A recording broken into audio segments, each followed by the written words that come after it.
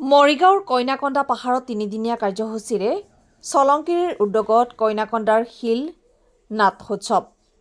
মৰিগাঁৱৰ ঐতিহ্যমণ্ডিত গলচেপা পাহাৰৰ চলংকিৰ ক্ষেত্ৰত সম্পূৰ্ণ প্ৰাকৃতিক পৰিৱেশৰ মাজত তিনিদিনীয়া কাৰ্যসূচীৰে অনুষ্ঠিত হোৱা প্ৰথম দিনটোত পুৱা ৯ বজাত পতাকা উত্তোলন কৰে চলংকিৰ সভাপতি ৰাতুল ভূঞাই।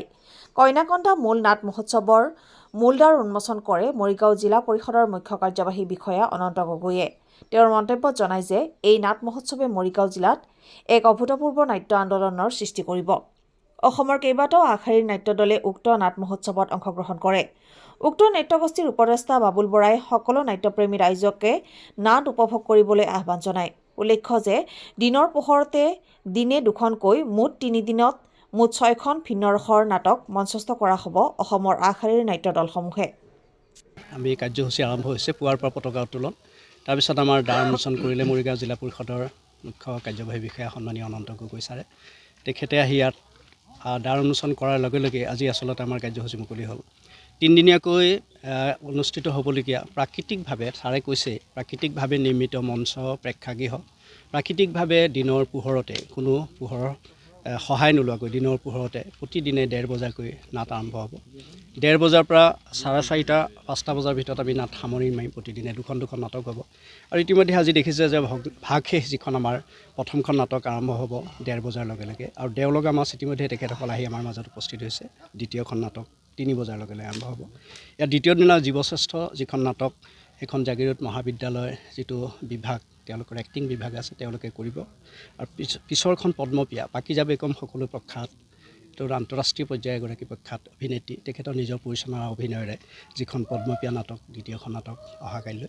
আৰু তৃতীয় তথা শেষ দিনৰ যিখন নাটক থাকিব অহা দেওবাৰে প্ৰথমখন যোগ্য ভোগ্য বসুন্ধৰা, এইখনো আমাৰ বিশ্বজিৎ ডেকা সকলোৱে জানে, এগৰাকী প্ৰথিতযশা পৰিচালক নাট্যকাৰ। তেখেত আমাৰ মঙলদৈৰ পৰা যিটো জেংৰাই নাট্যগোষ্ঠী, প্ৰখ্যাত নাট্যগোষ্ঠী তেখেতসকল। আৰু দ্বিতীয়খন নাটক ছাতিৰ মাক আৰু হাই চেণ্ডেলৰ ফিটা, এইখন এখন অতি গুৰুত্বপূৰ্ণ নাটক। আৰু বিভিন্ন সময়ত মঞ্চত তেখেতসকলে দৃষ্টি আকৰ্ষণ কৰিবলৈ সক্ষম হৈছে। নৱজ্যোতি বৰাৰ পৰিচালনাৰে জ্যোতিশিল্প নগাঁও তেখেতসকলে পৰিচালনা কৰিব। গতিকে আমি ভাবোঁ যে যোৱা বছৰ আমি 6খন নাটক কৰিছিলোঁ, আৰু ইয়াতে লোকে লোকাৰণ্য হৈ পৰিছিলে। আমাৰ কোনো মাইক যোগে আমি প্ৰচাৰ চলোৱা নহয়, প্ৰাকৃতিকভাৱে আমি ৰাইজক নিমন্ত্ৰণ জনাওঁ, আমন্ত্ৰণ জনাওঁ, আৰু খুব আন্তৰিকতাপূৰ্ণভাৱে ইয়াত আমি সহ অৱস্থান কৰোঁ। যোৱাবেলি নাটকৰ যিটো অভিজ্ঞতা তাৰ পৰা অনুভৱ কৰিছোঁ যে যিসকল দৰ্শক এবাৰ ইয়ালৈ আহিল তেখেতসকলে ভূয়সী প্ৰশংসা কৰিছে। আৰু যোৱাবাৰ আমাৰ শিল্পীৰ পৰা সাংস্কৃতিক কৰ্মীৰ পৰা আৰম্ভ কৰি আন্তঃৰাষ্ট্ৰীয় পৰ্যায়ৰ যিগৰাকী বলিউডৰ যিগৰাকী প্ৰযোজক, পৰিচালক, অভিনেতা, চিত্ৰশিল্পী, তেখেতক জানে আপোনালোকে, ৰাজেন ৰাজখোৱা, তেখেত আহি উপস্থিত হৈছিলে। আৰু আমি এই আজিৰ যিটো নাটকৰ অনুভৱ আজিৰ দিনটোৰ পৰা আৰম্ভ হ'ব, মই ভাবোঁ মৰিগাঁও জিলাখনৰ কাৰণে এটা নতুন চিন্তা আৰু চেতনাৰ এই আমদানি হৈছে, আৰু এই অনাগত দিনত অব্যাহত থাকিব। আৰু আমি আশা কৰিম আপোনালোকৰ জৰিয়তে সকলো দৰ্শকক আহ্বান জনাইছোঁ। কৈছোঁ মাইক যোগে আমি ৰাজহুৱাকৈ খুব প্ৰচাৰ কৰা নাই, সীমিত স্থানত 300 দৰ্শকে বহিব পৰা। আৰু আমাক যোৱা বছৰ শিলৰ ওপৰতো দৰ্শকে অৱস্থান কৰি আমাক যি উৎসাহ জনালে, তাৰ কাৰণে পুনৰবাৰ আপোনালোকৰ জৰিয়তে, আপোনালোকৰ মাধ্যমৰ জৰিয়তে সকলোকে মনৰ আহ্বান জনালোঁ। আহক, আজি ১:৩০ বজাৰ পৰা নাটক আৰম্ভ হ'ব। প্ৰত্যেক দিনে দুখন 3 দিনে আপোনালোকে নাটক উপভোগ কৰক। ধন্যবাদ। এই নাট্যগোষ্ঠীৰ দ্বাৰা নিবেদিত কইনাকন্দা শিল নাট মহোৎসৱৰ দ্বিতীয় বাৰ্ষিক আজি দ্বাৰ মুকলি হৈছে। আৰু এটা বিচিত্ৰ অভিজ্ঞতা, আচলতে সম্পূৰ্ণ প্ৰাকৃতিক পৰিৱেশত মঞ্চ প্ৰাকৃতিকভাৱে নিৰ্মিত, প্ৰেক্ষাগৃহ প্ৰাকৃতিকভাৱে নিৰ্মিত, এটা অত্যন্ত বিচিত্ৰ অনুভৱ। আৰু নাটৰ মই যি ৰিহাৰ্চেল চাইছোঁ, অতি সুন্দৰ। ইমান প্ৰাকৃতিক পৰিৱেশত তেওঁলোকে নাট প্ৰদৰ্শন কৰিবলৈ আগবাঢ়িছে। মই মোৰ শুভ ইচ্ছা জ্ঞাপন কৰিছোঁ। আৰু এনেধৰণৰ কাৰ্যসূচীয়ে জিলাখনৰ যিটো কালচাৰেল টুৰিজিম বুলি কয়, সেই ক্ষেত্ৰত যথেষ্ট আগবঢ়াই নিব, আৰু অত্যন্ত বিচিত্ৰ অভিজ্ঞতা। ধন্যবাদ। দিনৰ পোহৰতে আমি প্ৰায় ফেব্ৰুৱাৰী মাহত ফেব্ৰুৱাৰীত আমি আলোচনা কৰিছিলোঁ। 2025 ফেব্ৰুৱাৰীত আমাৰ মনলৈ আহিলে আচলতে আমি প্ৰকৃতি প্ৰেমী মানুহ, আমি প্ৰকৃতিৰ লগত ঘূৰি ফুৰি ভাল পোৱা মানুহ। আৰু ইয়াতে দেখিছে আপোনালোকে দুই এখন বেনাৰ দেখিছে প্ৰকৃতিৰ সৈতে আমি থাকি। তাৰপিছতে আমি উপলব্ধি কৰিলোঁ যে আমি প্ৰকৃতিৰ মাজলৈ সোমাই অহা, আমি যে নাটকবিলাক কৰি থাকোঁ, আমি প্ৰেক্ষাগৃহত সাধাৰণতে আমাৰ নাটকবোৰ হৈ থাকে, আমি ভাবিলোঁ যে আমি গ্ৰাম্যাঞ্চলৰ প্ৰকৃতিৰ মাজৰ সুন্দৰ সুন্দৰ পৰিৱেশৰ মাজতো আমি আমাৰ এই নাট্য অভিযানটো আৰম্ভ কৰিব পাৰোঁ নেকি, এই নাট্য যাত্ৰা আৰম্ভ কৰিব পাৰোঁ নেকি, নাট্য আন্দোলন আৰম্ভ কৰিব পাৰোঁ নেকি। আৰু সেই হেতুকে আমি বিভিন্ন ঠাই ঘূৰি গলচেপা পাহাৰৰ মৰিগাঁও জিলাৰ বঘৰাৰ নাতিকাষৰীয়া কইনাকন্দা শিলৰ পৰা অলপ দূৰত নাতি দূৰত গলচেপা পাহাৰৰ বিনন্দীয়া পৃষ্ঠভূমি আপোনালোকে দেখিছে কিমান সুন্দৰ জেগা, ইয়াৰ পৰা ভিউজবিলাক দেখিছে আপুনি, বিভিন্ন ধৰণৰ পাহাৰ আৰু গোটেই অঞ্চলটোৰ সুন্দৰ এটা বাতাবৰণ আমি ইয়াৰ পৰা আমি দেখিবলৈ পাওঁ। আপোনালোকে শিলবোৰ দেখিছে কিমান সুন্দৰকৈ শিলবোৰ সজোৱা আছে, প্ৰকৃতিয়ে কেনেধৰণে আমাক অৱদান আগবঢ়াইছে। আৰু সেই তাৰ মাজতে আমি নাটক কৰাৰ কাৰণে প্ৰয়াস কৰিলোঁ।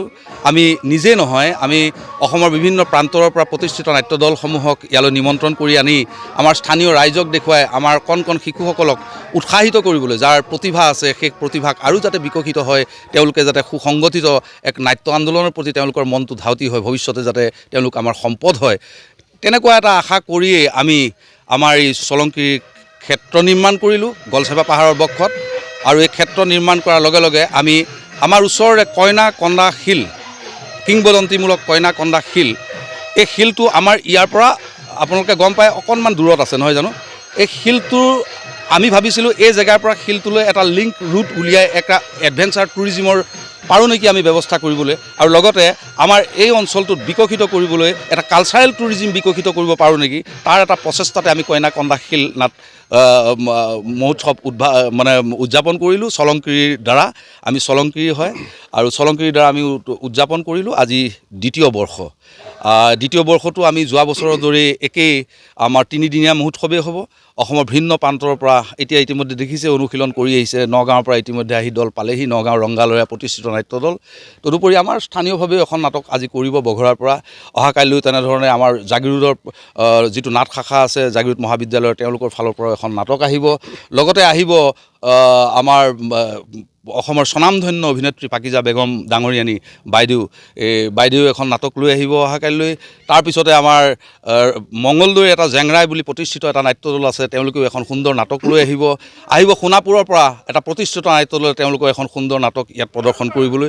গতিকে আপোনালোক প্ৰত্যেক দিনাখনেই আহক, আৰু আপোনালোকৰ জৰিয়তে মই সমগ্ৰ নাট্যমোদী দৰ্শক মণ্ডলীক আহ্বান জনালোঁ, আপোনালোক প্ৰত্যেকে আহক, প্ৰকৃতিৰ লগত অলপ সময় মিলি নাটক উপভোগ কৰি আপোনালোকে সেই অনুভৱ লওক, সমাজক জনাওক কেনেধৰণে আমাৰ এই বিনন্দীয়া প্ৰকৃতিখন, আমাৰ মৰিগাঁও জিলাখনৰ পাহাৰ পৰ্বত জান জুৰি যিমান যত আছে, আমি কেনেকৈ কালচাৰেল টুৰিজিমলৈ ৰূপান্তৰিত কৰিব পাৰোঁ।